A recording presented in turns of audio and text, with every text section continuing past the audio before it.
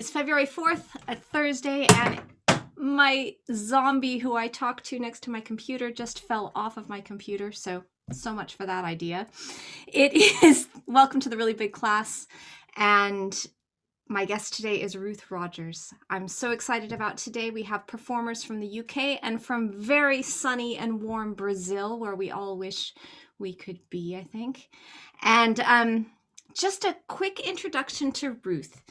Ruth, you probably don't know this, but you were leading the London Mozart players at my very first gig in the UK. So I was brought in as a very last minute extra, and you were so kind and gracious to welcome me to the section. And everything about that experience is etched in my memory.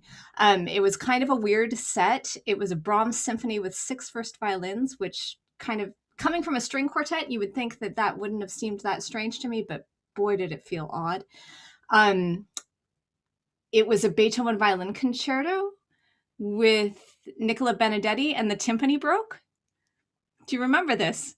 And you vamped and got up in front of the audience and made about 10 minutes of very charming banter while the timpani was replaced. Nicola stopped playing because it was like a semitone off or so. I don't remember what the problem was, and she stopped and she said, "I'm just going to stop because the timpani is a little bit important in this piece."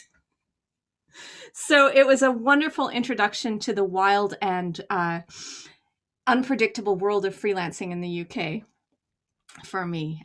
It was also a wonderful musical experience, as I recall, and one I hope to have again with you someday, although maybe with a few less problems. Ruth has led, I'm just reading over your bio here, you've led every orchestra in the UK, many in Europe. You're muted right now, so we can't hear your responses to me, which is okay, but I'll just tell you that. So many that you've done, and you're also a member of the Aquinas Trio, so accomplished chamber musician, soloist, leader, and a very fine musician. Our performers today, like I said, are from the UK, and we have a guest from Brazil. And our first performer is Susie Griffin. She's giving us the first movement of the Bach G minor sonata, solo sonata, and I think we'll just get to it. So welcome to the really big class, Ruth, and enjoy this performance.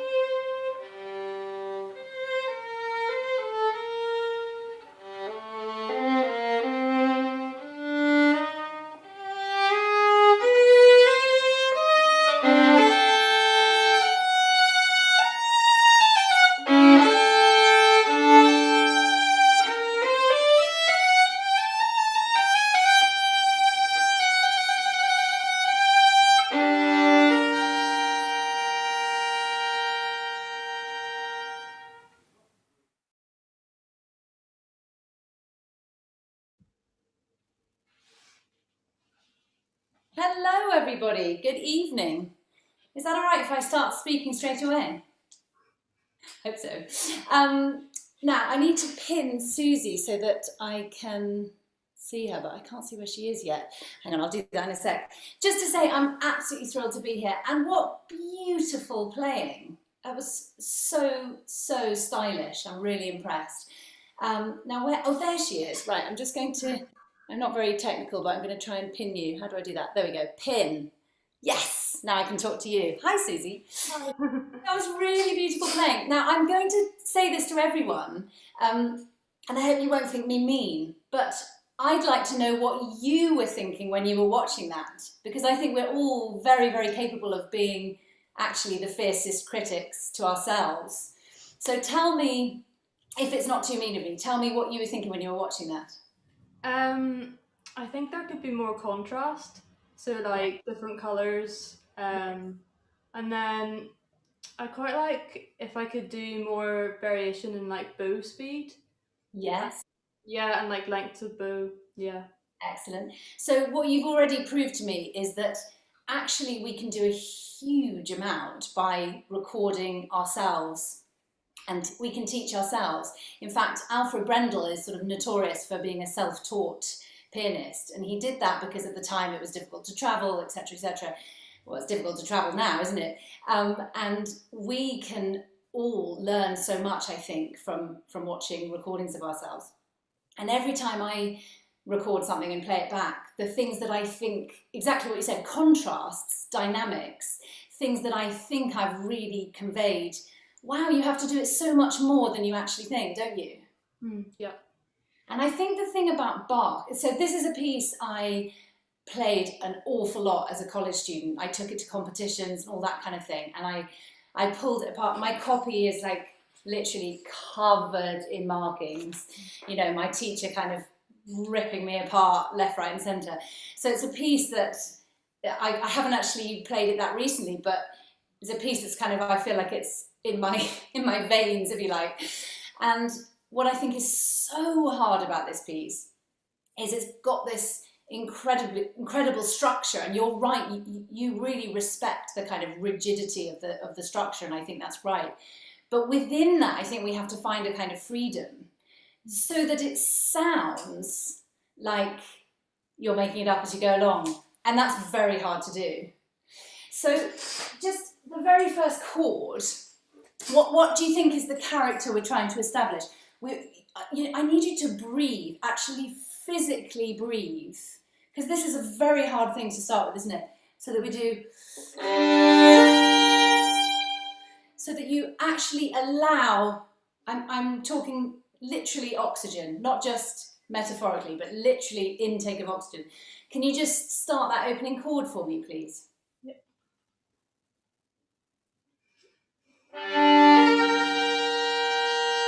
Okay, great.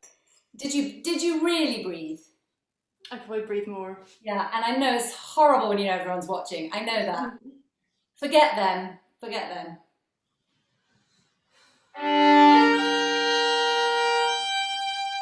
And now can you do it as if you're actually leading in a section? I know full well this is a solo piece and you're not leading in a section, but just, it's more to give you the feeling of, yeah, we're going to be okay with this. Yeah?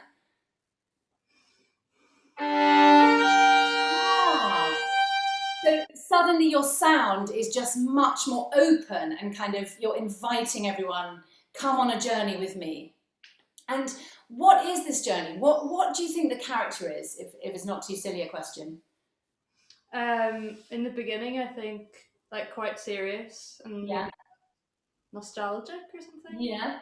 So I think there's a kind of, doesn't matter whether you're religious or not, and don't worry, we're not going to get into religion, but I think there's a sacred element to this piece that's, whether it's God or whether it's just something bigger than us, it's like a sort of, in my humble opinion, I think it's like a sort of look at the bigger picture, the universe, you know, everything. And so I think it's got this incredible sort of gravitas. And then within that, so once you establish that with that lovely sound you just made by breathing, then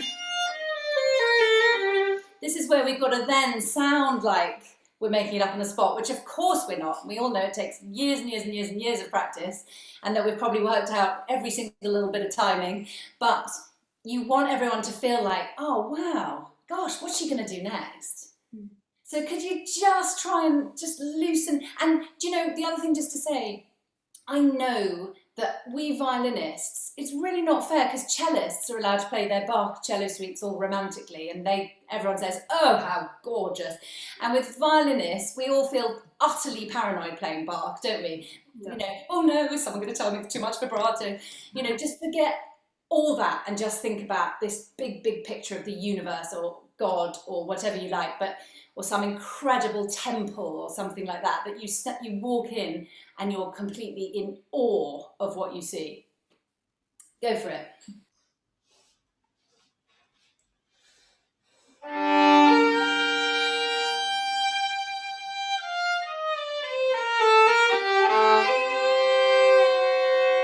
Great. And can you just can you just phrase a bit more towards the chord? And sorry if I'm playing horribly out of tune, which I probably am.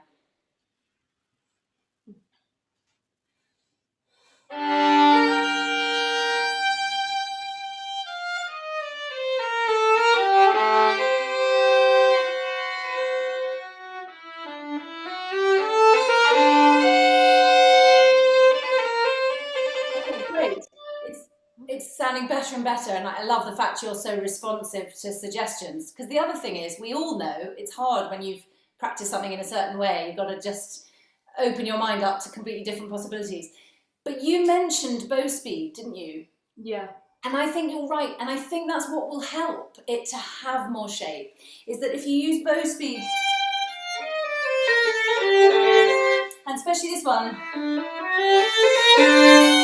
if you just allow a bit more kind of whoosh in your bow, and it is actually letting go and not being frightened of the consequence. Yeah. And I think we should all feel in this class that, you know, anything goes. Like, let's just try things out, and if it sounds awful, that's fine. We all know you can play the violin. We've just seen you do it. So just kind of don't worry about if something doesn't sound right. I'm going to play lots of things hideously out of tune because I've been homeschooling my children all day and not playing the violin. So yeah, just go one more time and just try and show me some real shape with bow speed.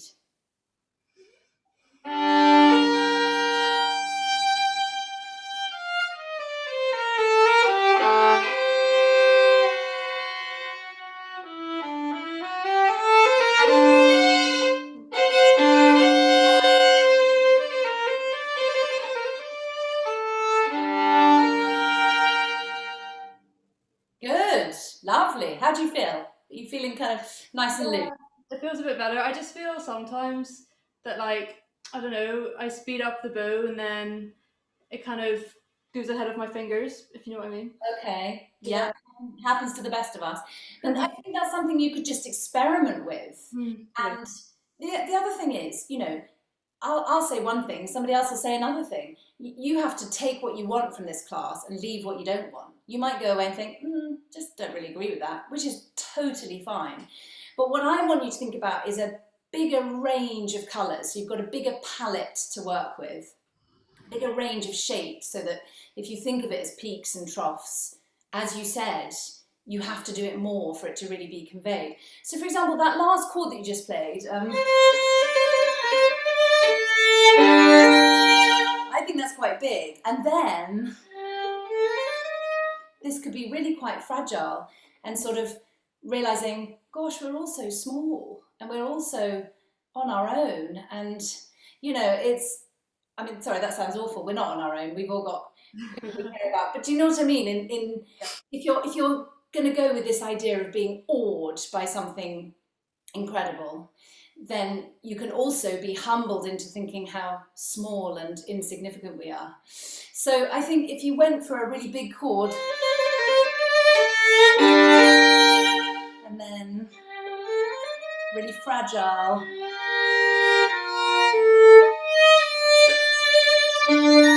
and then we're back into that bigger thing.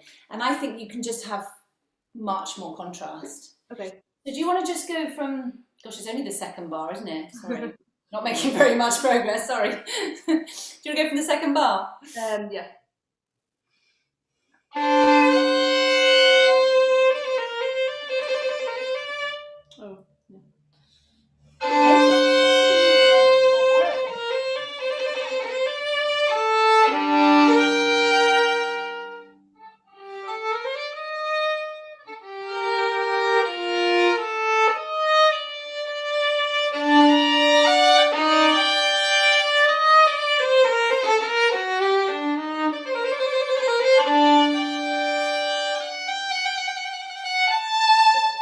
Susie, in that third bar, so you've done this.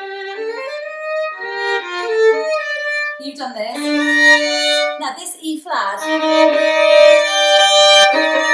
I think you should be reluctant to let that go, because that's where the kind of, oh gosh, you know, it hurts. And that's where you really start to tell a story that makes us think about music.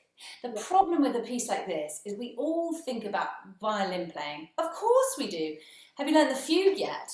Blimey, you start thinking about violin playing then, don't you? Yeah. And we need to, you can play the violin, so we don't need to talk about violin playing, which is brilliant because it makes it much more interesting for everyone else if we're talking about music. And if you hold on to that E flat and create some proper pain in the sound, then you're really, we're out of the realms of violin playing, we're into something really special. Does that make sense? Yeah. Yeah. Do you think, what on earth is she talking about? No, I understand. Yeah. Should we go from the third bar? So that is progress, actually. And do you want to do the little upbeat from... Lovely. Okay. Yeah.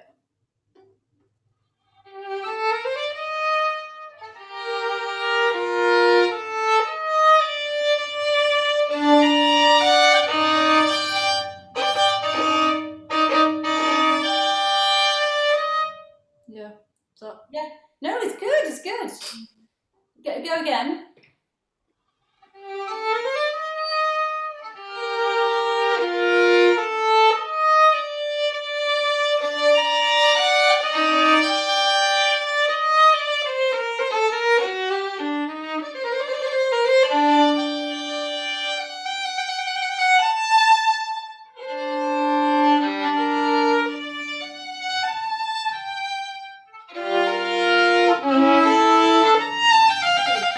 Great.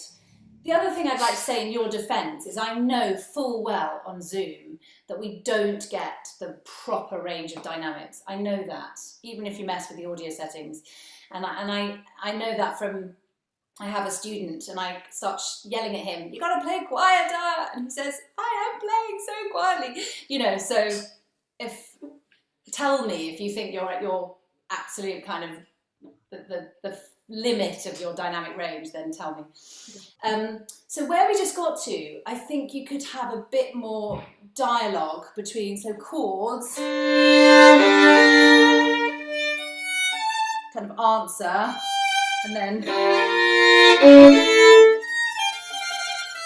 for me that's a bit more, it's a bit sort of, yeah, just conversational, a bit more conversational. Are you able to go from maybe,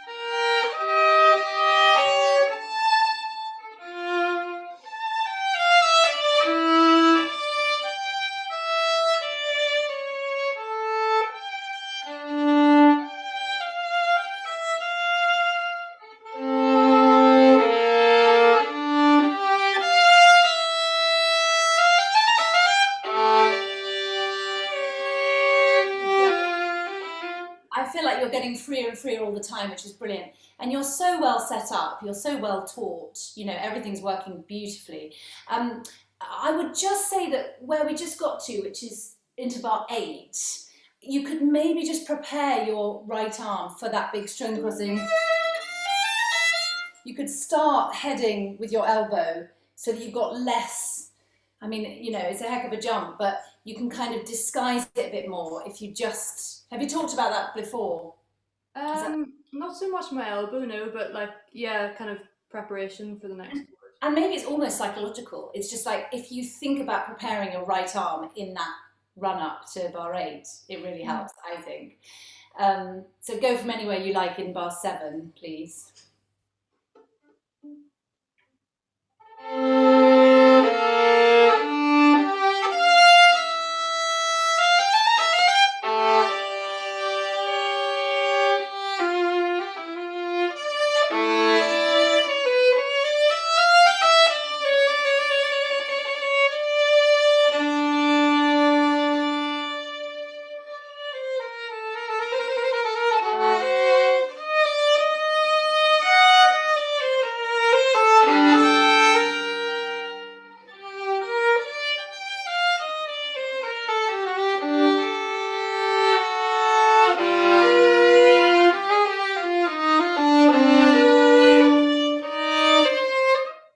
Great. You know what I think you're doing more of now is going for the bottom of chords. And I think that's really good. So that you really, yeah, it just feels like you're in less of a hurry to get through a chord, which is fantastic. And all of this bit, hang on, where are we? Yeah. What do we do? I mean, I really think he wrote it like that so that it does sound improvisatory. And maybe that could be a kind of spread one. That's another painful one, isn't it? So you want to, yeah, just not move off that note too quickly, I would say. Okay. Yeah. Are you okay to go from that bar, which is bar 9? Yeah. And I love the way you really disintegrated on that note. I think that's absolutely right. Okay.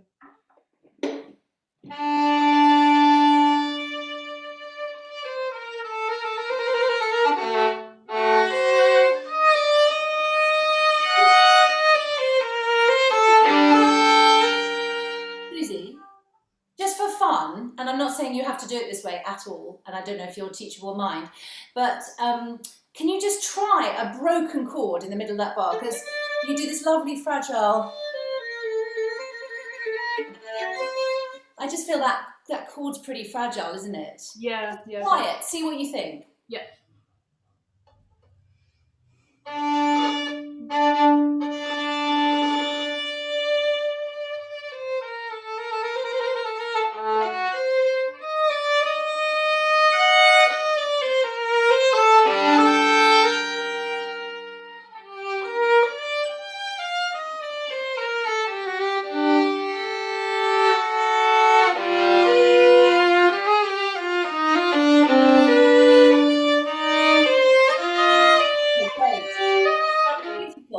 Did you like that? I loved the effect Yeah. that gave. It was nice, yeah.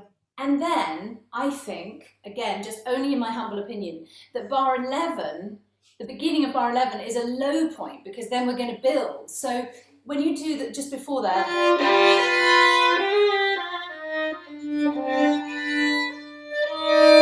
so if you start that nice and quietly, then you've got somewhere to go. Okay. Whereas if you're a bit too fruity, I'm not sure you've got room to develop it. Yeah. Yeah, why don't you go the last beat of bar 10? Would that be okay? Yeah.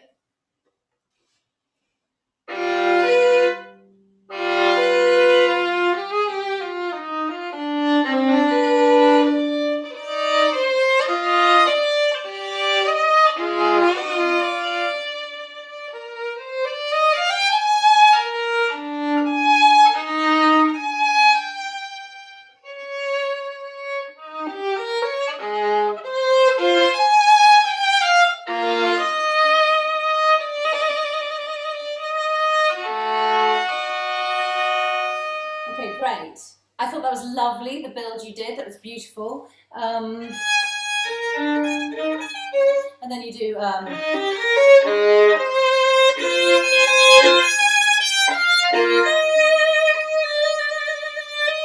This should be big, right? Don't you think? Oh, okay, yeah. Well, I don't know. That's just how I feel it. I feel that we've sort of been building to this, and there's a pause on it, and it's like, you know, it's a real statement. Yeah, okay. I think, and then you could be fragile again afterwards. Yeah. So maybe bar 12. Yeah.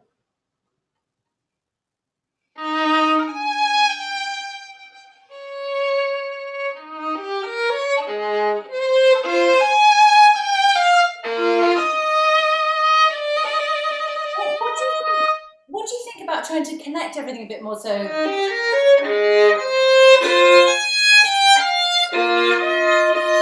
I mean, obviously it's not completely possible, but to get that long line so that we're heading towards that pause. Do you want to just try it and see what you think?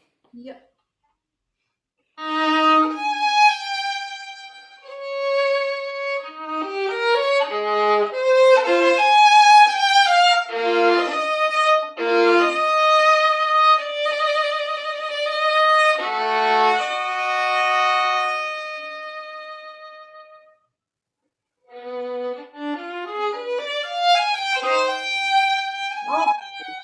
Lovely. And where I was asking you to join it a bit more, I think it's that same thing of if you think about the string crossing before it happens, Okay. you're just already psyching yourself up for it. I think it probably is more psychological than something physical, but for me it really helps. Mm-hmm. And for me, most of the problems in this kind of music are psychological rather than anything else. Yeah. But then when you get to this bit after the pause, can you again get that lovely sort of improvisatory feeling? Okay. We all know, of course, it's not improvisation.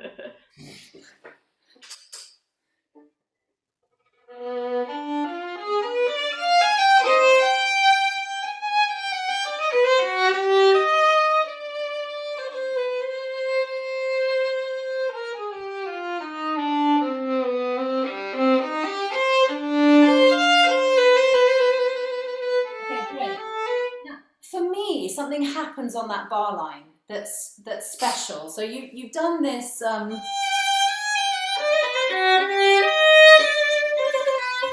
For me, that's all quite strong and focused, and then so that you don't play your cards too soon, and then you do something that's really from the heart. The next bar. I mean, look. Who am I to say? You know, you play it any way you like, but something about what you didn't quite convince me. So those are the things I'm going to pick up on. I'm not going to tell you you should play it like I play it at all, but I think you could just do something a bit more magic with the colour on that bar line. Yeah, okay. So why don't you, you know where to go from, don't you?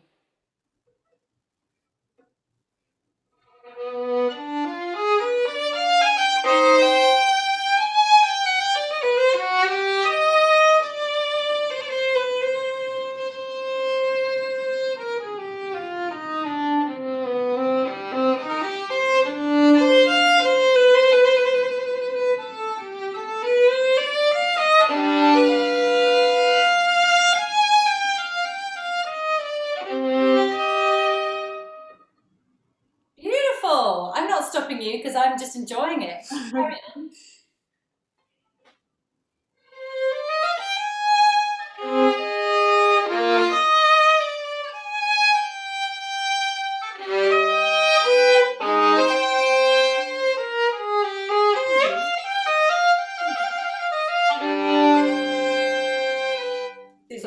Don't worry. This may be a Zoom thing. I suspect it is. But is it possible that you might need a tiny bit more of a consonant on those chords? So, particularly the ones that come on up bows.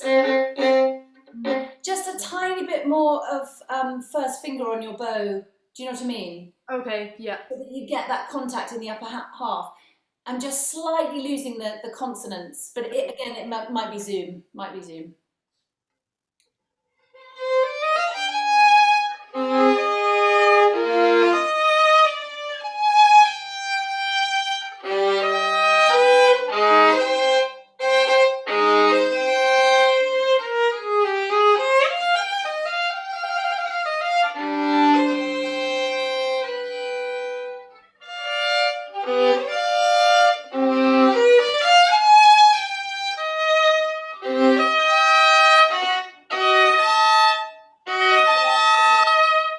Couldn't matter less. So in case it's of interest, I do a down on that whopping great chord. So we do down. I think that's really hard to do that on an up.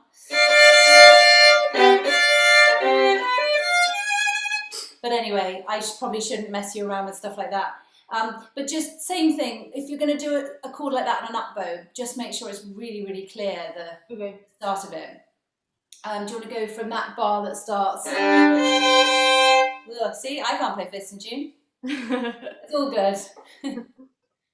Can anyone play fifths in tune? I'd like to know. We'll have a question and answer session afterwards. Who can play fifths in tune?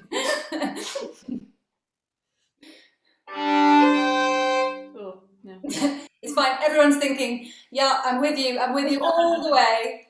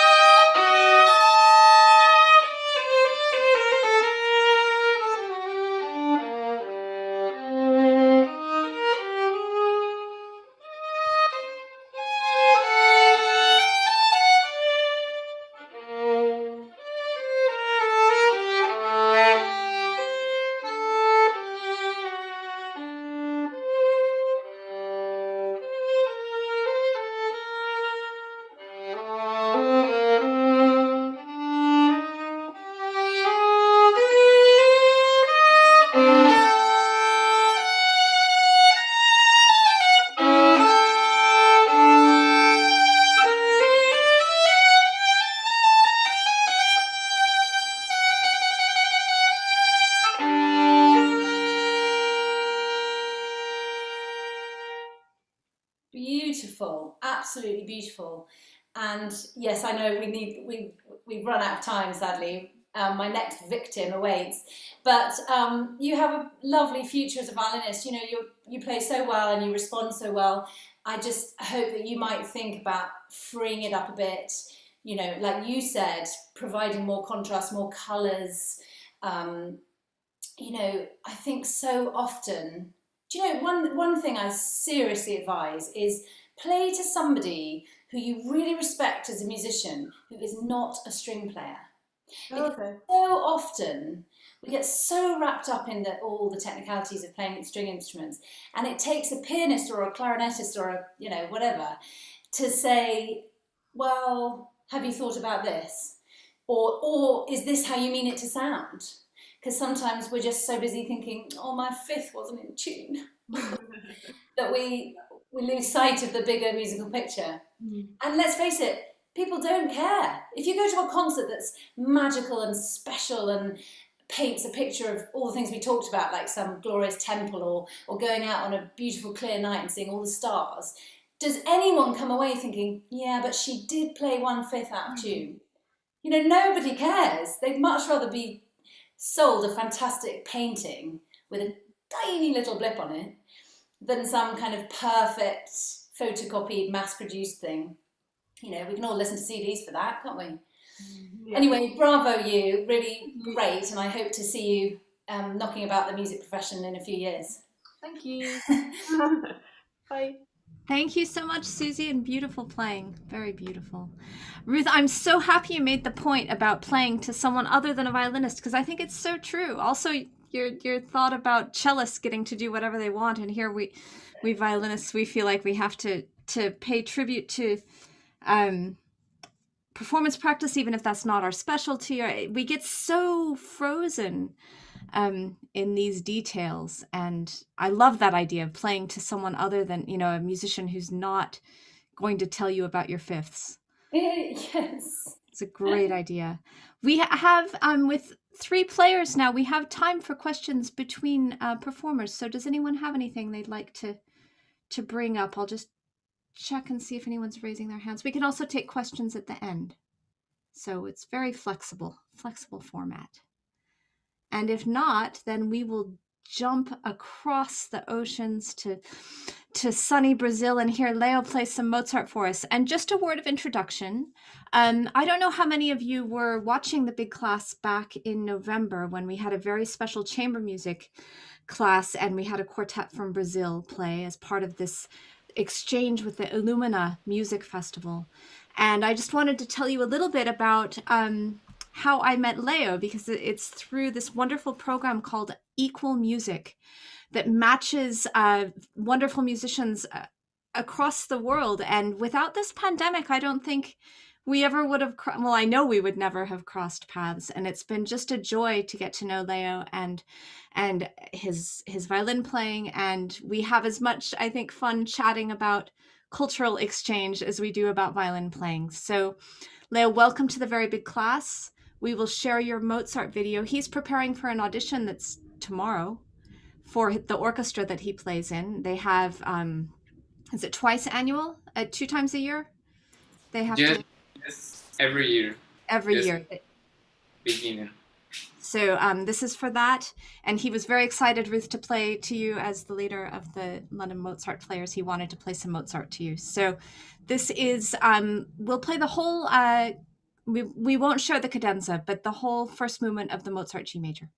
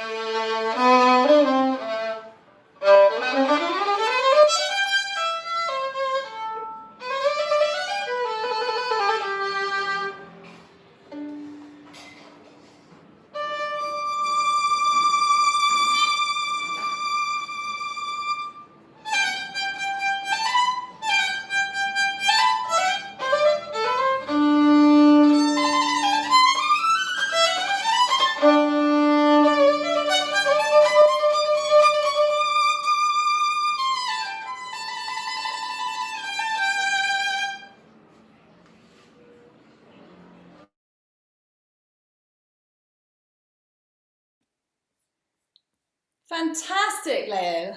Right, I'm just going to sort out my, as I say, I'm not very technical. I need to pin you so that I've got you on my screen. There we go. Hi, there you are. Hi.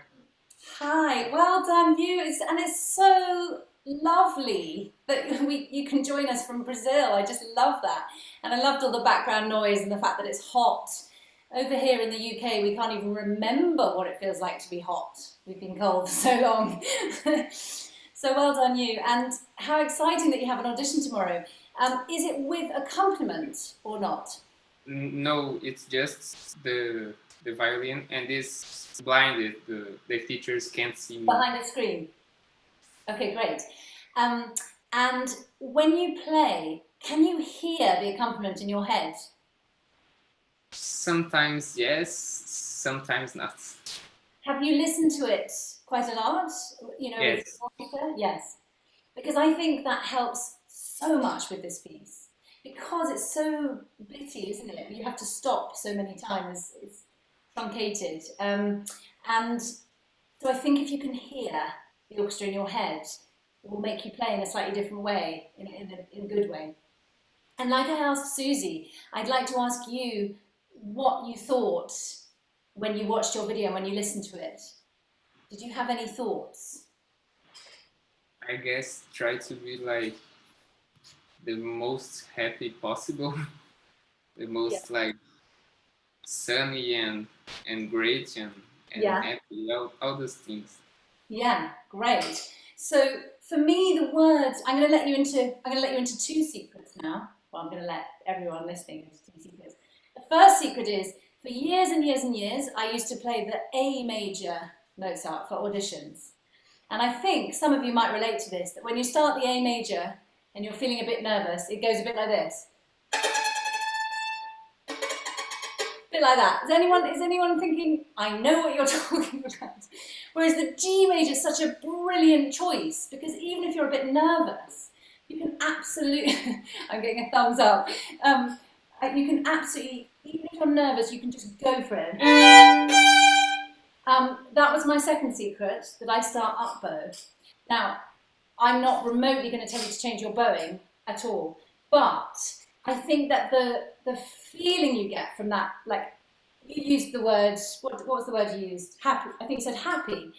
I've got the word joyous written in my music, and that upward feeling, so that the chord should not be, you know, we all can, if we don't think carefully, we can all play chords in a going down way, you know, in a kind of with gravity on our side. This, in fact, a lot of the Bach we were talking about, that's very kind of, that's gravity in the sound, isn't it? This is the exact opposite. It's joyful.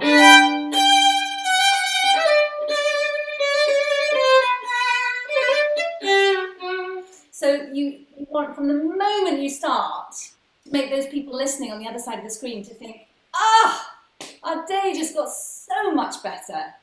But can you play the opening and try and make us all feel that our day just got better thanks to you?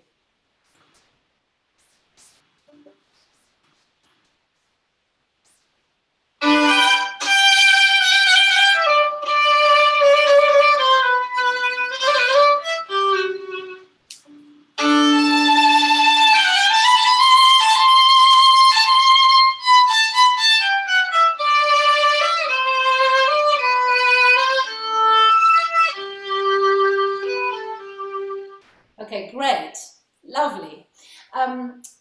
Again, in my opinion, it doesn't mean it's right at all, but in my opinion, all the quavers that have dots on are a little bit too long, I think, so that you play, so that they're, you know, when you don't cook pasta completely till it's soft and it has that slightly, people say al dente, do you know what I mean? Has a slight bite to it. I think this needs to be just slightly more al dente, not tiny bit soggy. Can you try and show me some al dente quavers? Maybe go from, just go from the beginning again, please.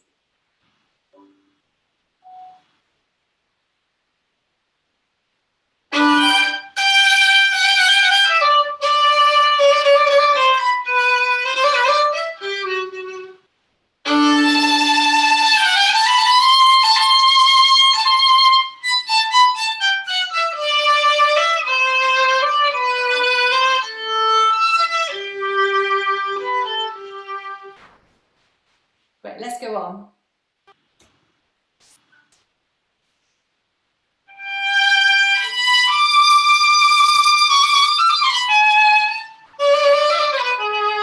Okay, great.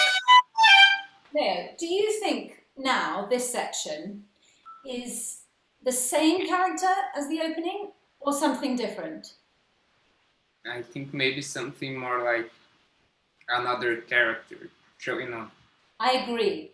And the other secret I'm going to let you into is that in my music of this piece, for every section, I have one word written, okay?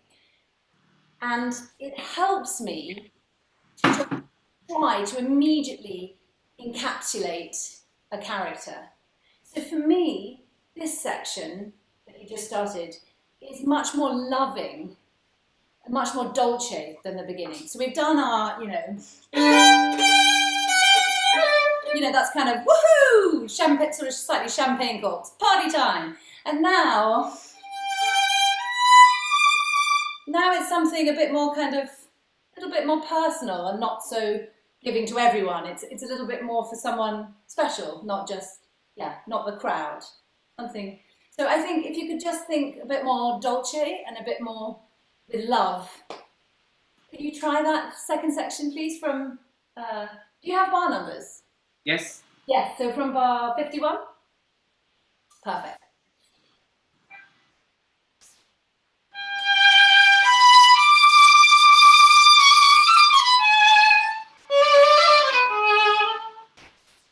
Lovely. And maybe this is...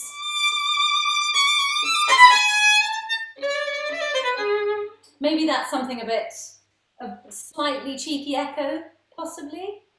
Yes. I don't know what you think, but I don't think it's exactly the same thing, is it? So...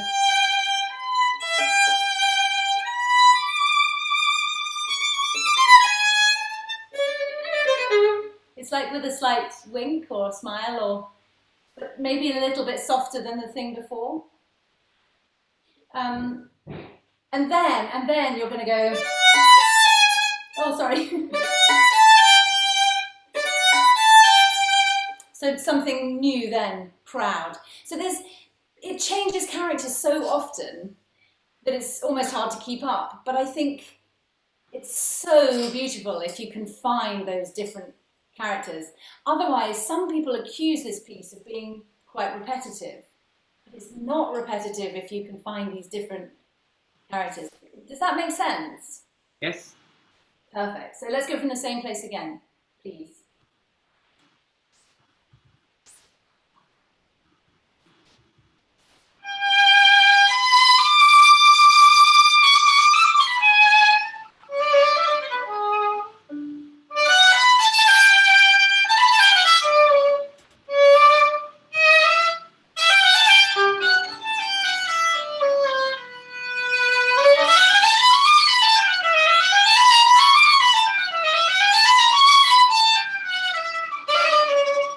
Okay, great.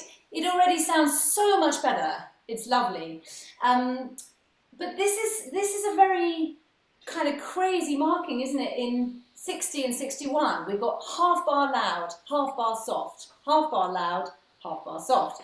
And now that's quite hard to achieve. But again, I think it's a kind of humour thing.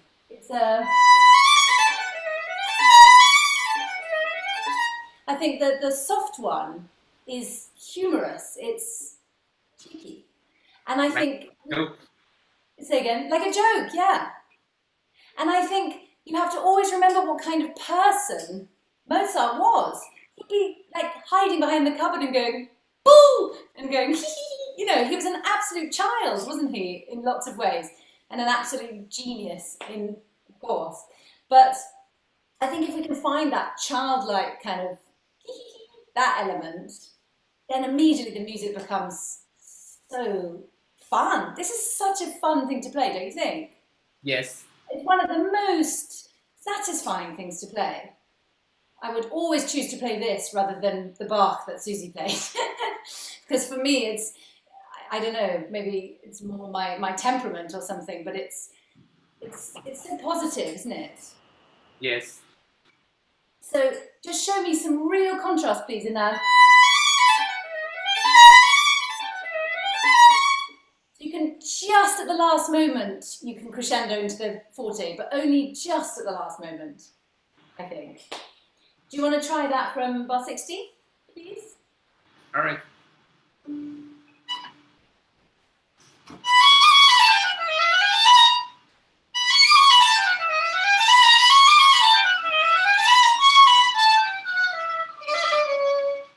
Good. Again? Yeah, no, let's go on. I liked it. Let's go on.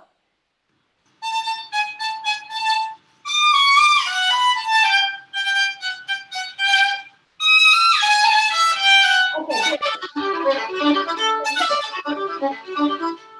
Leo? Hello?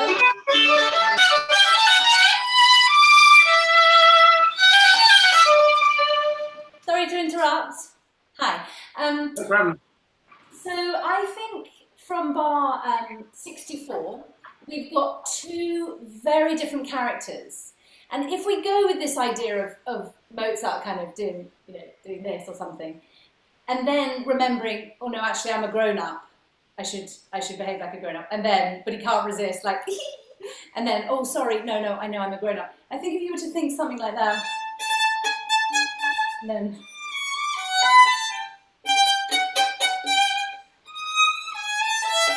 I think he's like, if you think of it as just two completely different characters. Can you just try that for me from... So be a child and then be a grown-up. Be a child. Be a grown-up. I realise it's a slightly simplistic approach, but you understand what I'm trying to say. Yes.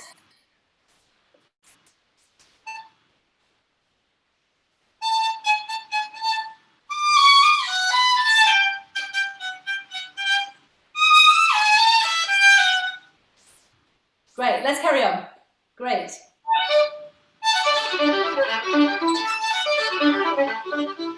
Okay, great. Now, Leo, if you play that a bit lower in the bow, so... and not spend too much bow on the slur, so you don't get too high in the bow, then it will be a lot more bouncy. Because now we're back to that kind of, woohoo, it's party time, so...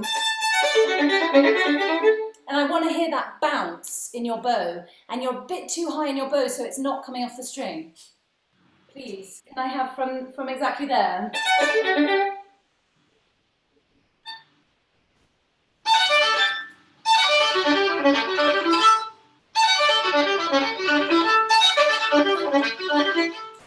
Great. So I think the trick is in not spending too much bow on the slur. So it's rationed. There's not enough to go around, kind of thing.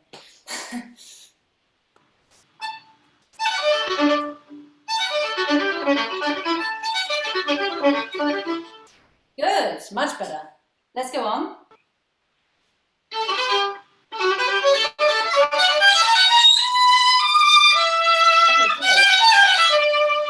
And so, do you know the word jaunty? No, sorry. Jaunty is quite hard to explain, actually. But it's kind of a bit sort of this. I don't know actually another word for it. Emily, are you there? Emily, can you translate? Oh. I don't know that word, sorry. Okay, so Emily speaks Portuguese, but you don't have a word for jaunty, huh? I can't even think of another English word for jaunty, but I think what will help to achieve that jaunty character here is to just show the pairs a bit more. So that you put a tiny little accent on each group of two, and you just clip the second one. Do you know what I mean? So you just pair, we say about pairing things. It's like showing that it's groups of twos. See what you think. So I'll try and demonstrate again. So you were playing like this, and I want you to play like this. And then it becomes like this kind of jaunty. Oh, Oh yes, I guess now I get it with the. Yeah, kind of.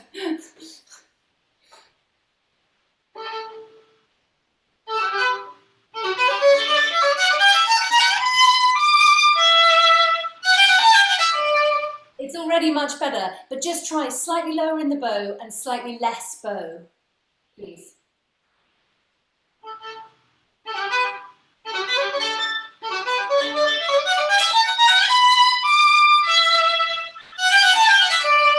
Good. And now we have like a big fat, we say pompous, it's like an Englishman who speaks like this, and he goes. So kind of big and fat and posh. That means like really smart and rich. Yeah. So can you be a big fat man now? I know you're not. Can you imagine you're a big fat man?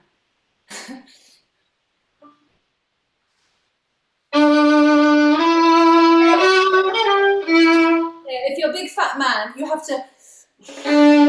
to lead yourself in with great. You're very grand.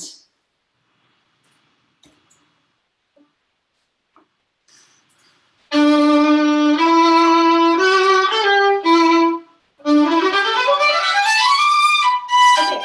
fantastic. I don't know what everyone else thought, but I thought that was a really great sound. And yeah, you're getting a thumbs up. So after you've done this, I'm a big fat Englishman. So we've done and then just joking, like just joking. I'm light as a feather. Yeah. It was just a joke. Yeah. So I love how you captured that, but now you need to go back to being playful when in bar 78, please. Can I play from 7/6 to try this? Of course you can. Please do.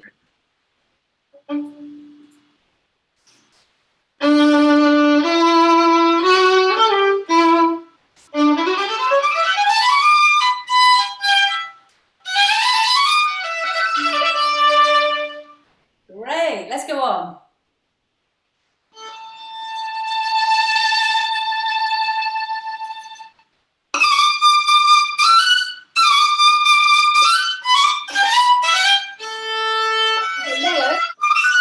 Leo, how about shorter?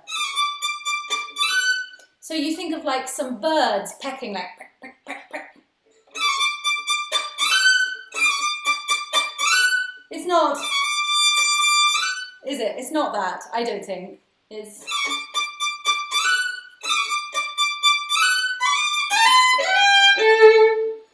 Just try a bit shorter, please. It's the sort of thing, unfortunately, it's the sort of thing that people can get a bit fussy about in auditions. So stylistically, I would always err on the really honouring the dots. Do you know what I mean? Like really being very, very true to what's in the text. And there are dots on those quavers, so nice and pecky birds. Yeah, do you want to go from your long note? Sorry? Do you want to go from your long A? This, Oh. Yeah.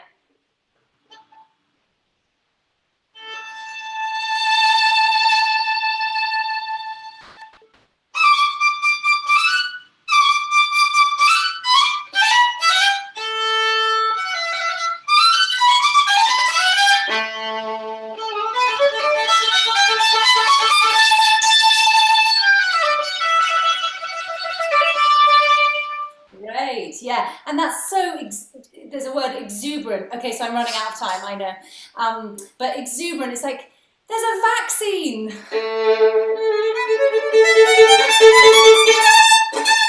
hooray! We're going to do concerts again. Yeah, I want to hear all your joy in that bar. Can you do that for me? From here, from... Just think about the vaccine. I will also write it down on this card. Write it in, yeah.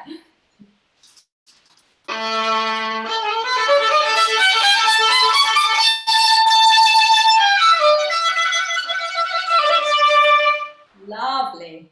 And then sorry that we're running out of time and I talk too much. But the next bit, I think, firstly, you can ask a question. So, and then somebody gives you quite a reassuring answer.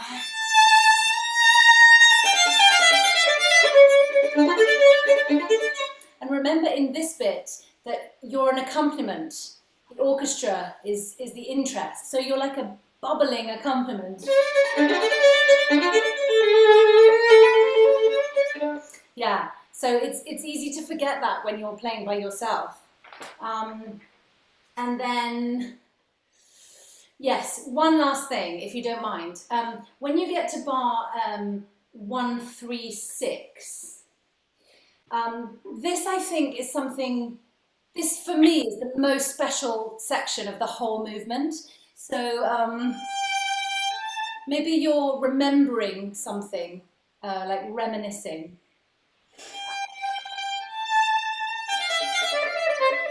And then this bar line, this is for me the most magical bit of the whole piece. So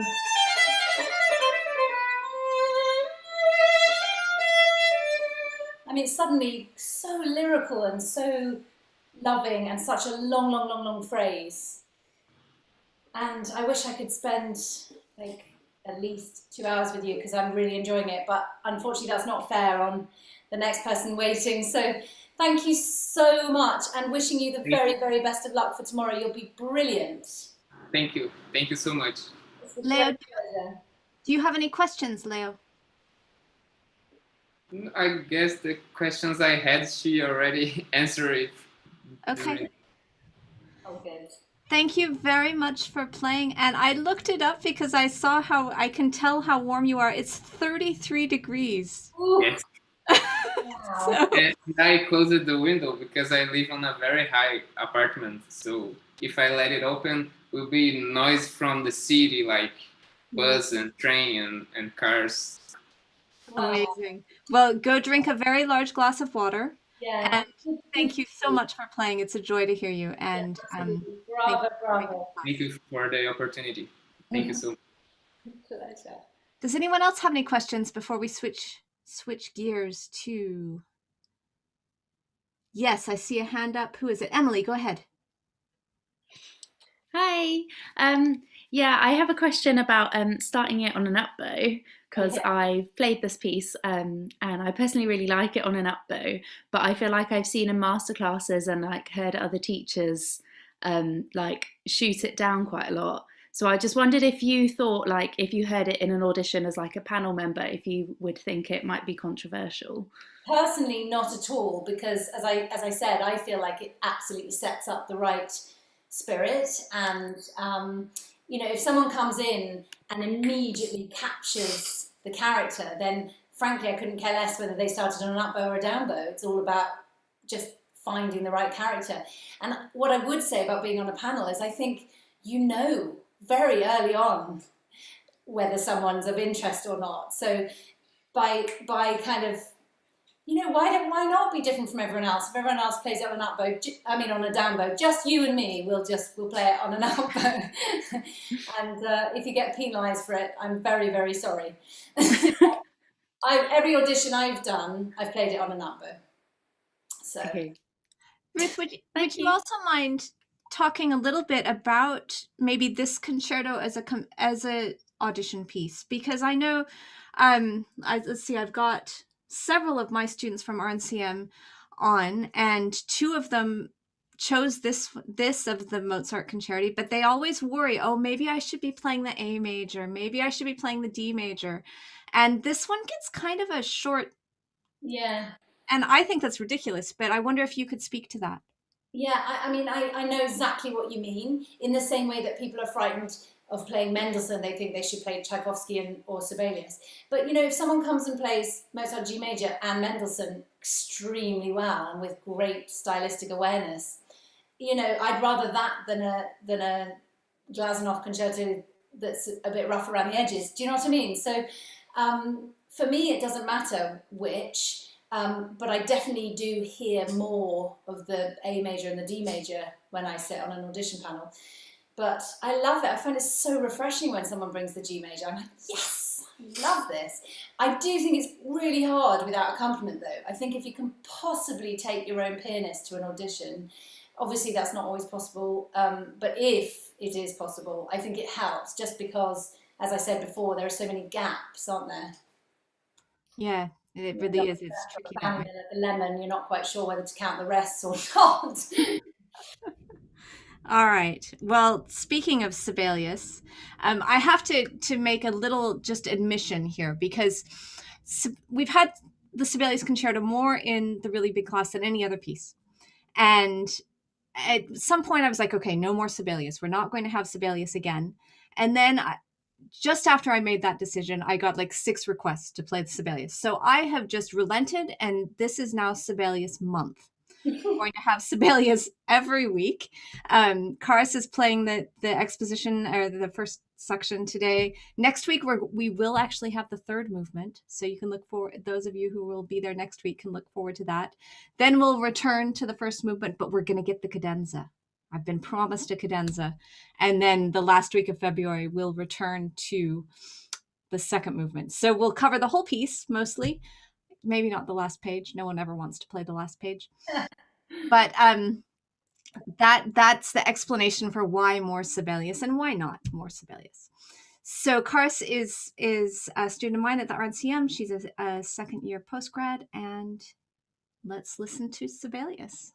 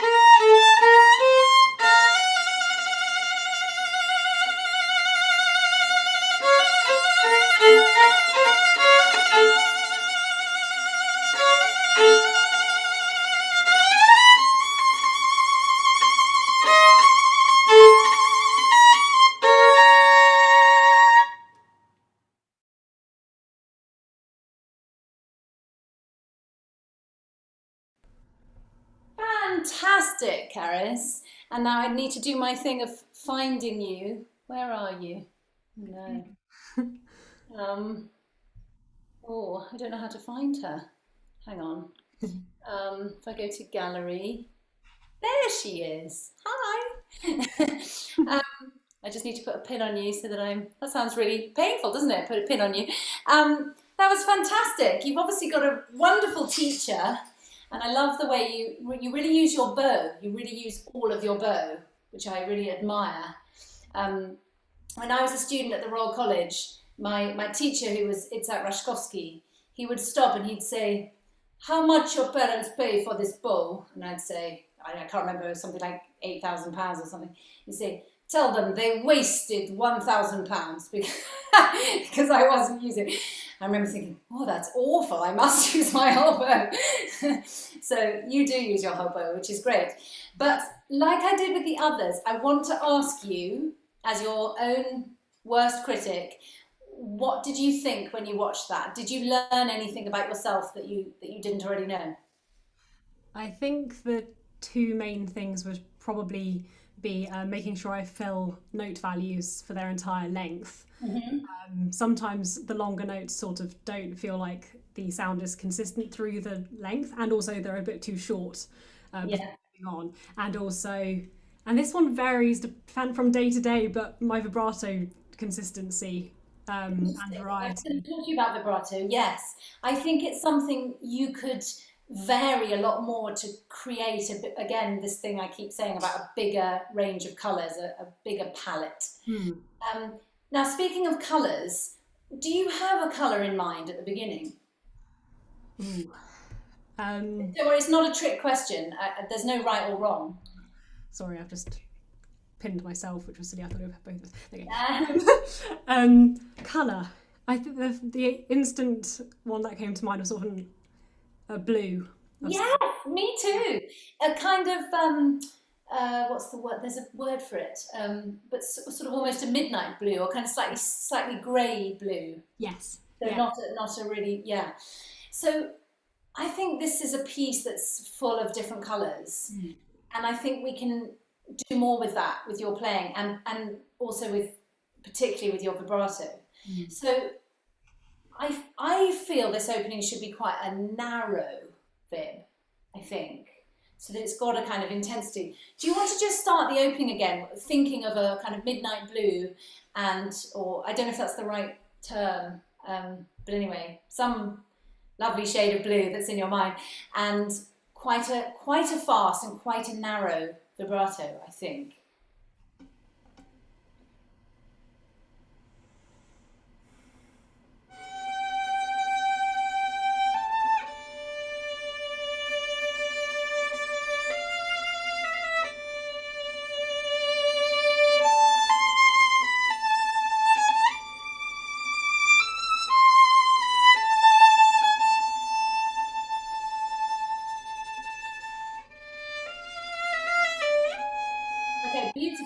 Beautiful. So it's already so much better. I think it's all about how the notes connect to each other rather than the notes themselves, isn't it? Yeah. So it's about finding that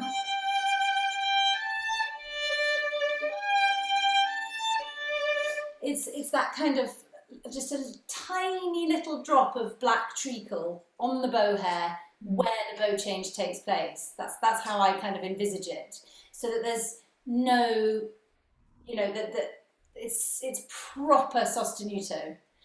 And then, in my opinion, when you get to hear this is something quite special, isn't it?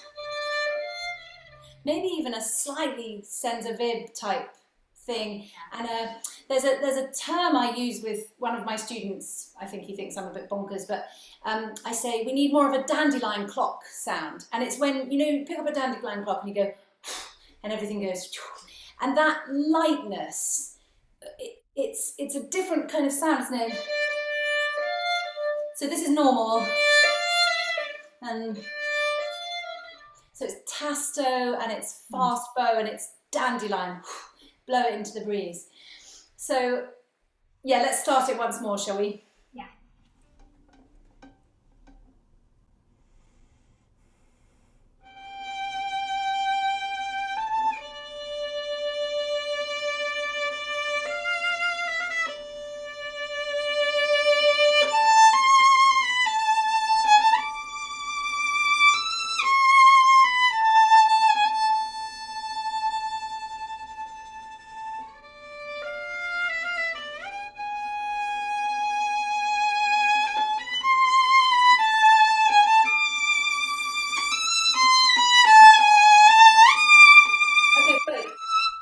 Just tell me, because I know it's just so unnatural, isn't it? You've got to suddenly pick your violin up and you've got to play and you don't know who's listening, who's watching, and it's just, I totally get it. But is there any part of your brain that's kind of doubting yourself over those shifts? Just being completely honest with each other. Forget about everyone else. I think weirdly, I haven't played this bit with the music very much recently, and sort of looking at the scores sort of putting me off. Oh, I see. Okay, well, I'm just going to quickly tell you a little story which will hopefully stand you in good stead throughout this movement. Years ago, I went to play to the leader of the LSO, Gordon Nikolic, who I just thought the world of. He could make the most exquisite sound. He would turn around to the section of the LSO and he'd say, if you could just make a sound like this, and he'd make this unbelievable sound, and everyone would just look at each other like, well, if we could make a sound like that, do you think we'd be sitting here? We'd all be like, we haven't got a clue how to make that sound, so good for you. You go on with your splendid solo career. And anyway, I was playing to him and I really wanted to impress him. And do you know that thing of when you try a little bit too hard, it doesn't usually go that well? So I missed this big shift and I kind of put my violin down and I said, oh, can't believe it. At home I can play that perfectly in tune. He said, okay, no problem. He said, just before you get to that shift, think about the second toe on your left foot and how it's in contact with the floor. I was like, this guy bonkers. I hope he's not listening. Well, he might be. It'd be quite funny if he was listening. Anyway, he said, just do it. Don't question it, just do it. So I did it and I nailed the shift. And he was simply showing me that if you take your attention away from what you're worried about, your hand knows exactly where to go. You've trained it, you've practiced, you've got a great teacher. So you need to get rid of any psychological blockages. And if there's a shift coming that you're a bit worried about, seriously try thinking about a toe on a foot and how it's in contact with the floor, and you'll be amazed. And I have used that so much for the last 20 years. I really have. It's my go-to thing. It's like the inner game of, people talk about the inner game of tennis. It's the same as that. It's just getting rid of any psychological blockages. Yeah. So let's just go once more and don't worry about a thing. Nobody minds if you miss a shift anyway. So that's the other thing to remember. Nobody minds.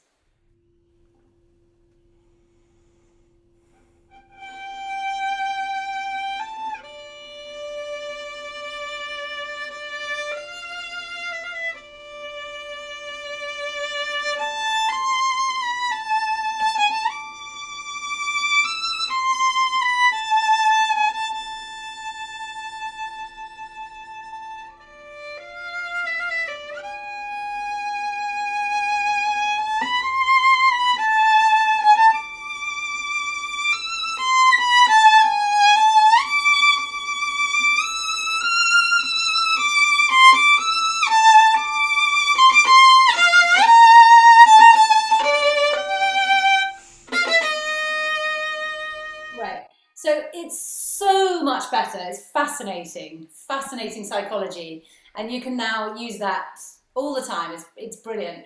For me, your forte, just near the end. I can't play this piece. I just don't play this piece. So sorry for how it sounds, but I just think your forte could just be a bit more sort of declamatory and like, come on. It sounds just a tiny bit apologetic, like, is this okay? Do you think this is okay? Just a bit more kind of, yes, I've got what it takes. Am I shouting? Am I yelling? Sorry, I have no concept of how loudly I'm speaking.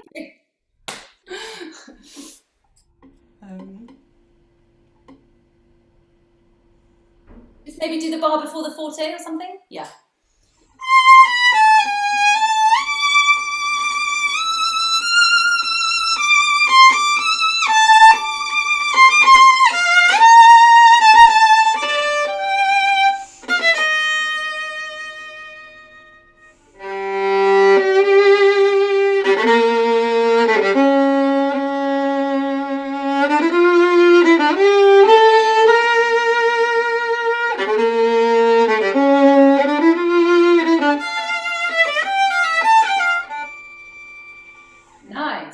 Nice, yeah. And just seeing what, I've got written in my music from a long time ago, ocean waves, no less. So I think a lot of, I'm sure you already know this and think this, but I think a lot of this music is based on kind of natural sort of landscapes or seascapes. So maybe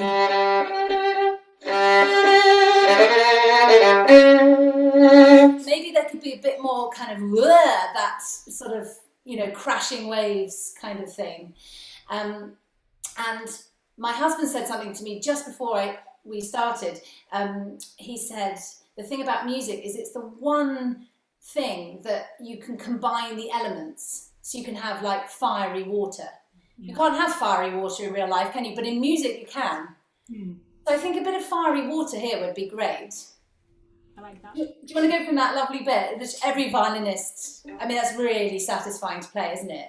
It's like, it was worth learning violin just to play that, wasn't it?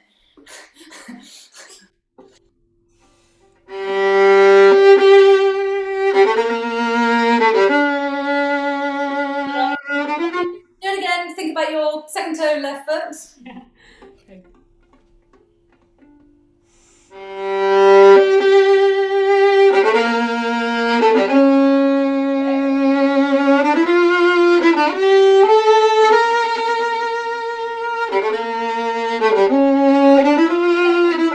Just a really, really practical thing. I'm sure you've been told this before, but maybe you just need to actually get your elbow round a bit more, just to feel a bit more upholstered. Yeah. Or that's totally the wrong word.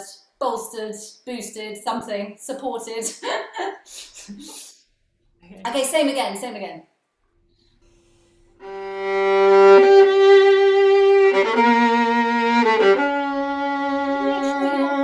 You make sure your B flat is really flat. Those two notes are very close to each other, aren't they? And it's got to be that dark to give that minor. If it's a tiny bit sharp, you kind of lose the whole essence of it. Yeah.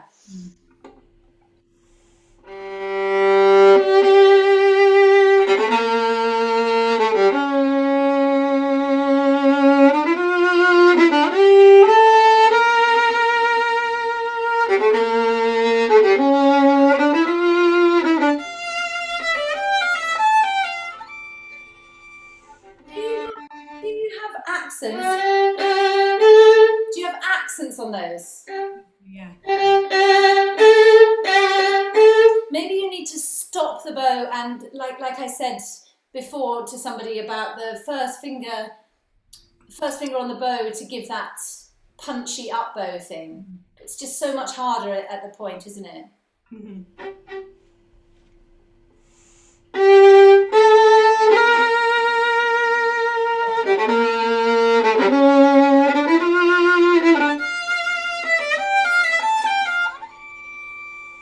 Good.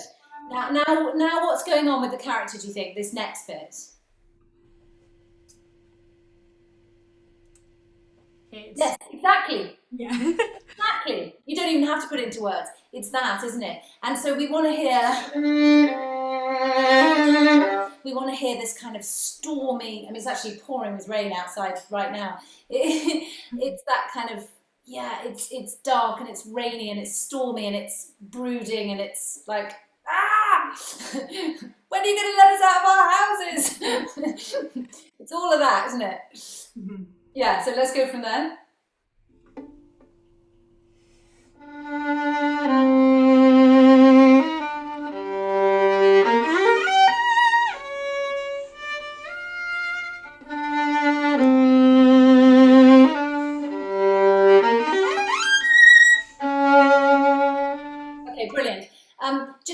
purely violinistic point of view, I mean, I know it's much more fun to talk about music, but I think that in that scale, I think you should do quite jerky shifts.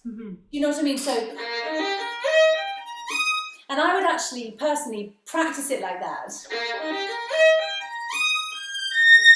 Obviously, you're not going to play it like that, but so you train your hand to be very, very positive with the shift, because it just sounds, it just doesn't quite sound clean enough. Okay. Sorry to be the bearer of bad news.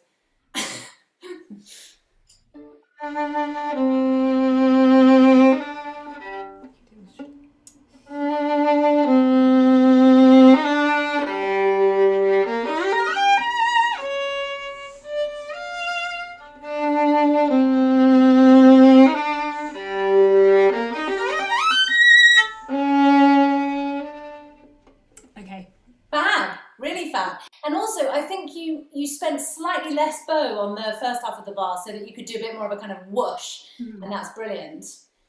Yeah, let's go on, shall we? The next bar.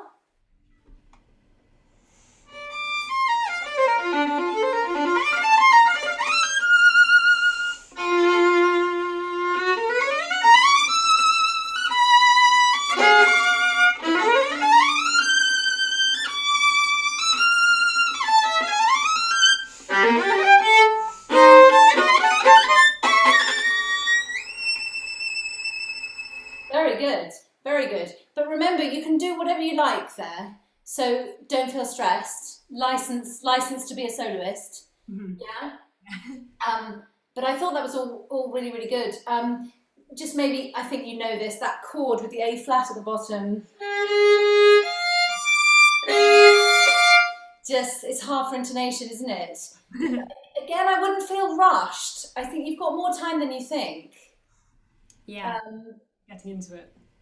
Oh yeah, I won't make you play that again because that's just me. Go on from this, which I definitely shouldn't try and demonstrate.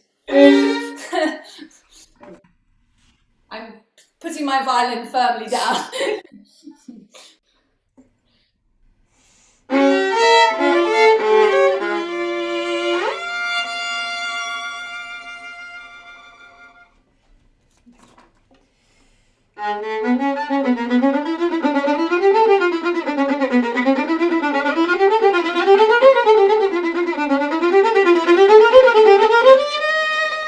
Okay, great. So again, like so many things I've said tonight, it's absolutely take it or leave it. You do not have to agree with me. But to my ears, that sounds a little bit too off the string, I think. I would play a bit more. I mean, I love the fact that it's not completely on as well, but I don't know. I just feel it sounds a bit almost too classical. Okay. Yeah. What happens if you just get stuck in a bit more? Cecily.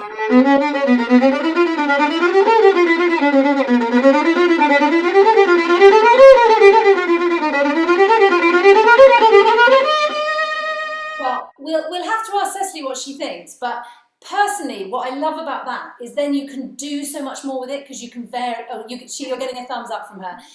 You can vary the bow speed more, so you can give us much more of those undulating, crashing waves. Whereas when it's off the string, we're a bit stuck, aren't we? There's not terribly much we can do. But I love the fact that now you're like a bit of a, a bit wild. It's great.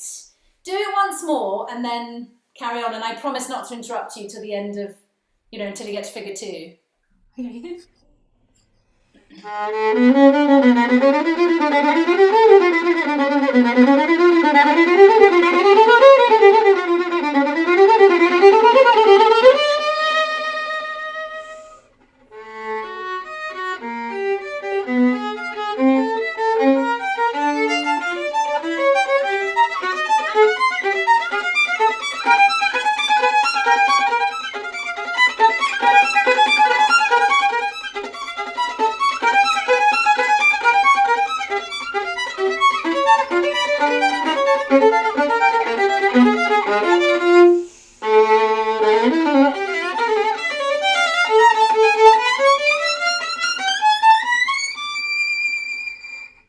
Oh, well done. It sounds fantastic. I mean, there's not a chance I'm going to try and demonstrate because I'd sound dreadful in comparison. But I love it. I love the shape and everything. Maybe the very top E flat, you know, before the Largamente, could just be even more kind of, yeah, just, you could, I don't know, maybe it's slightly narrow vib, actually, to give it that kind of real intensity. But I thought that was great. And I don't know, are we okay for time, Cecily? Is she going to give me a... We can wrap it up here. This is maybe a good spot, or if you want to give her a few more things to think about, that's fine too. Let me just have a think whether there was anything else. I mean, for me, all that next bit is it's all that black treacle thing, and colours and finding, you know, finding that dandelion thing, and that was, yeah. You stopped after the next section, didn't you? Yeah, so I think probably that is a good place to stop. Oh, actually, one more thing is just in the double stops. If you can really, really play them as sostenuto as you can, and make sure every single double stop is loved with vibrato. That was another thing my teacher used to say to me. It's like, you know, if you have 4 children, you cannot love 2 of them and not the other 2. That is not okay. So in the same way in these double stops, you know, every single note has to have full love and full support. And I just thought they could have been a bit more connected.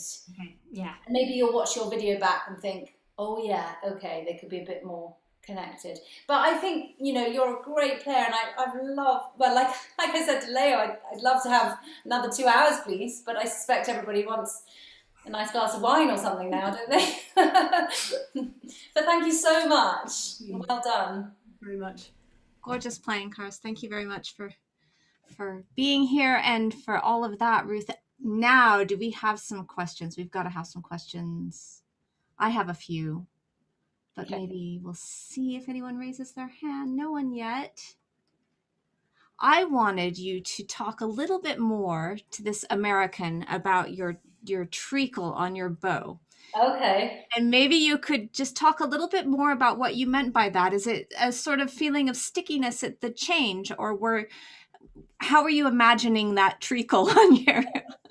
Yeah, I just think that natural thing that happens, that when we change bow at the heel, we have the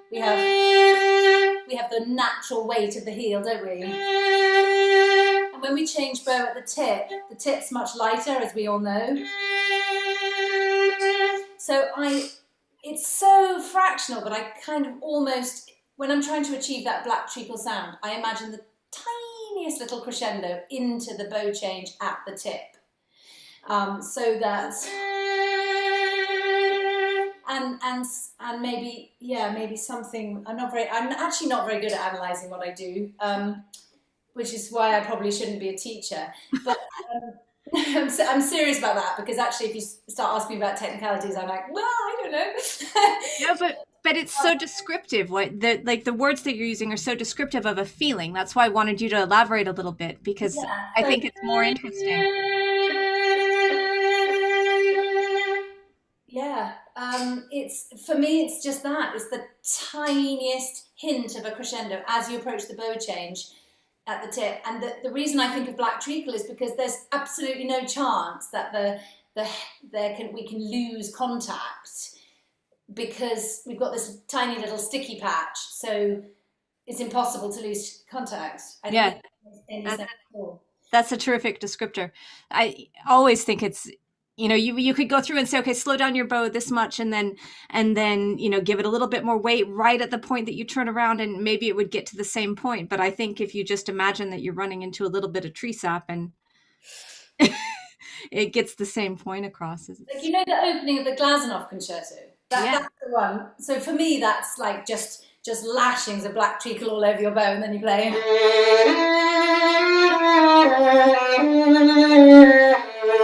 And it's just all kind of sticky. It's not going to come off the string ever. Fantastic. Okay, now someone has to have a question. Who are my usual question askers? Oh. Laura's got a question. Great. Hi, Ruth. Hello. Hello. So I know you're like a super, super busy kind of person, like even in lockdown with kids, and 3 gigs. So I was just wondering, do you have any like go-to exercises or studies or anything when you've only got like a short time to practice? Because you're always in such good shape, and I was just wondering, really do. how do you feel like that? I really recommend the Albert Salmon's Daily Art of Violin Practice, or the art. Hang on, I'm going to really quickly run and get it so I get the name right. Right, just give me 10 seconds. Thank you. This is amazing. Thank you for asking that, Laura. Especially as I'm going through warm-ups myself, I'm collecting things like this. Well, Ruth is like the busiest person on the planet, like even now. So. And she always sounds like that, right? Yeah, exactly. I mean, I've got to tell you, I haven't done any myself recently because I'm so blooming busy homeschooling my 2 boys. But it's called it's a red book like this, and it's called The Secret Technique in Violin Playing. I probably should have studied it a bit more myself, but and it's called Daily Practice for Soloists and Advanced Players by Albert Salmons. And what it has is just a very concise, it's exactly what you're talking about. It's wanting to do in an hour or in half an hour what you used to do in 3 hours, because, I'd say to you, all of you that are students, firstly, really make the most of the fact that you've got time to practice, because it is the biggest luxury and you don't realise that until you don't have it anymore. And secondly, remember that once you've done all that practice, you can then become very, very efficient. So you can be super busy and have kids and concerts and, everything else, and you can still keep in shape with the right kind of mentality, I think. But yeah, I really recommend this. I mean, I've got boxes and boxes of technical books that I never ever touch, and this is my go-to whenever I'm feeling a bit banana fingers. Thank you, that's amazing. I've just posted a link to that in the chat, and I will also post it in the Facebook group. So. Well done. You're so efficient, so impressive. Ross, what's your question, sir? Oh heck, I've got to turn the bloody cat then. Oh dear, it's away now. Got it. Hello. Hi Ruth, sorry, technical moment there, or I just knocked the camera over. There we go. What's your go-to concerto in terms of if someone said, oh my goodness, you're auditioning tomorrow for something and you have to have Mozart, and I'm assuming you'd say your G major, but what would be your other one, and is it your favorite or is it one you just feel comfortable playing? So yeah, Mozart G major, but as I say, that was only after years of ballsing up the A major and wishing I'd played better. And then Tchaikovsky for me. Yes, I absolutely love it.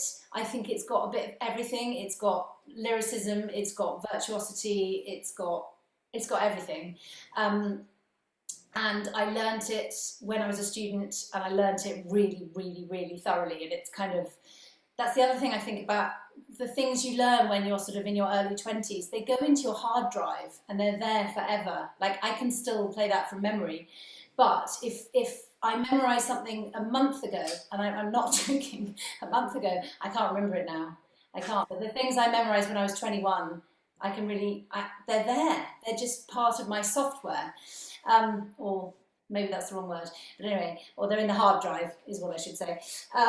So yeah, Tchaikovsky, but that's not to say it's the right thing to do. As I said earlier, if you hear a stonkingly good Mendelssohn or Sibelius, or, sometimes people come with something really unusual, and that's refreshing too. I think the most important thing is something you feel good about playing. It's got to be something that you enjoy playing, because you'll convey that to your audition panel. So there's no rights or wrongs, I don't think, but I think Tchaikovsky is a great audition piece, but that's just because it's what I've always done. And I certainly can't play the Sibelius, so just not good enough. Well, thank you. Pleasure. Any other questions tonight? I'm looking over at this list. Anything you'd like to add before we call it a day and let you get back to your family? And as we move on? I would just say, well, sort of reiterate what I've just said about, make the most of the chance to practice. And we all know at the moment it's hard, isn't it? I find it really hard to practice unless there's a goal in sight, which is why I think what you've done here is incredible, because it gives people things to work towards. And so maybe we all need to make our own goals, don't we? And kind of try and always make sure you've got something to work towards, even if it's that you're going to record a bit of solo Bach or something and you're going to put it on Facebook or whatever it is. Just keep giving yourselves goals, keep working towards something, because it's so worthwhile and it's so satisfying. And whenever I've had a bad day, homeschooling with the kids, I pick up my violin, I feel so much better. I mean, it's just extraordinary. It's total tonic, it's medicine, it's everything. And I'm sure we all feel it's what's keeping us going at the moment. But it can also sometimes just feel like the thought of practicing, I'd rather sit down and put the telly on. But then when you get your violin out, you just feel so much better than if you slump in front of the telly. That's my take on things, is in this very difficult period that we're all probably struggling to stay positive and afloat. It is super, super hard. I'm just going to ask you one more question because I forgot to ask it at the beginning. I have so enjoyed, and I think many of us have, watching what the London Mozart Players has done in lockdown. Your organization has been one of the most proactive in terms of posting things, and you had your whole Mozart Mondays and Chamber Tuesdays, and I'll never forget your Ferdinand and the Bull recording. If any of you haven't seen that, you must go onto YouTube and find that, because it was just a brilliant bit of communication. And I wonder if you could just, maybe this is a huge question, and if you don't want to get into it, that's fine too. But I know in my work with my string quartet, we played to all kinds of people all over the world, educated people who had never heard string quartets before, the people who, the Wigmore crowd who, know everything about everything. I wonder if you could just give a little bit of an advice or encouragement about approaching your different audiences, especially now that we're in lockdown, because I think we're going to find more and more that we have to be creative about how we present ourselves and how we reach out with music. Yeah, I think my biggest bit of advice is don't ever think, this is not a very important gig. You might go and play in some teeny little church in some teeny little village in the countryside, and you might think, this just doesn't really mean much.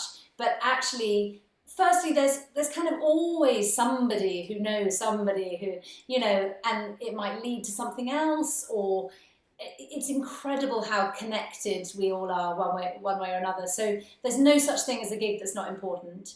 And also, if you do go and play in that little church in that little village, you are completely making the day of the people that are listening to you.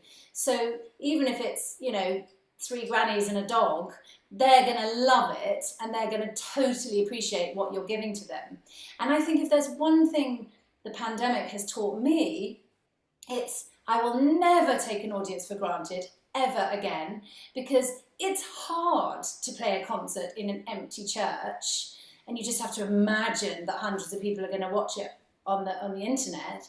But it's hard not to get anything back, or not to get any feeling of whether people would be enjoying it if they were there.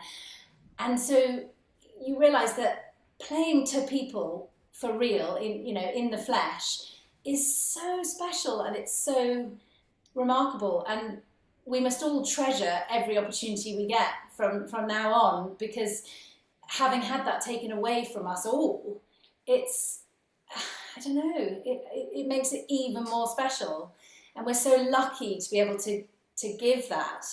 And I managed to put some concerts on in December down in Dorset, which is where I grew up, and I have a concert series.